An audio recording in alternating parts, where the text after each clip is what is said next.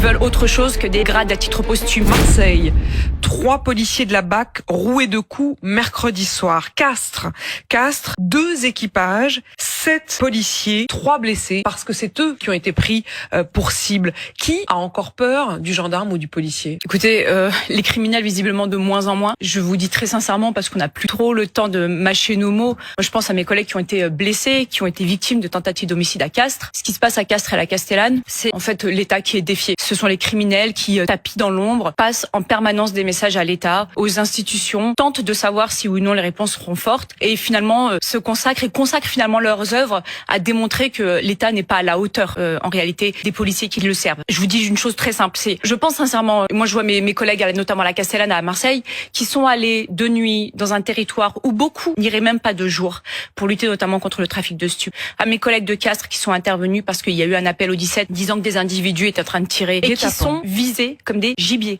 On parle de policiers qui sont visés, on parle de policiers qui sont encerclés, qui sont attaqués. Et qu'est-ce qu'on a en face? Des communiqués. On a toujours les mêmes mots qui sont recyclés, les mots indignation, inadmissible, inacceptable, ils seront sanctionnés, alors qu'à la fin ils sont jamais sanctionnés. Et vous savez ce que font les criminels? Eux, ils ne recyclent pas des communiqués. Eux, ils innovent, ils s'arment, ils tabassent et ils tirent. On est toujours un coup de retard. On est 10 coups de retard, Madame de Malherbe.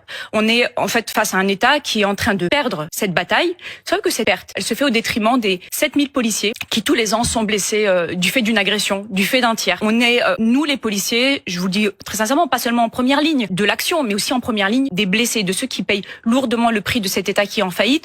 Je vais parler au nom de mes collègues. Les policiers ne veulent plus de communiquer. Ils veulent des actions fortes. Ils veulent autre chose que des tapes sur l'épaule une fois qu'ils sont blessés. Ils veulent autre chose que des grades à titre posthume. Ils veulent autre chose que des familles qui soient réveillées en pleine nuit parce qu'ils sont blessés, voire pire. Voilà ce que les policiers veulent. Ils veulent aussi, il faut dire les choses, eh bien une action, disons les choses concrètement, parce qu'on peut faire aujourd'hui de grandes envolées lyriques, mais concrètement, qu'est-ce qu'il faut? Il faut des effectifs qui tiennent le territoire. Il faut des enquêteurs supplémentaires pour pouvoir démanteler les réseaux, notamment les réseaux criminels de ceux qui agressent, qui violentent, qui font dans le narcotrafic, parce que tout cela communique entre eux. Il faut aussi des parquets qui soient renforcés. Il faut aussi des magistrats du siège qui se sentent un peu investis de leur mission et qui n'aient pas le sentiment de devoir servir la harangue d'Oswald Baudot.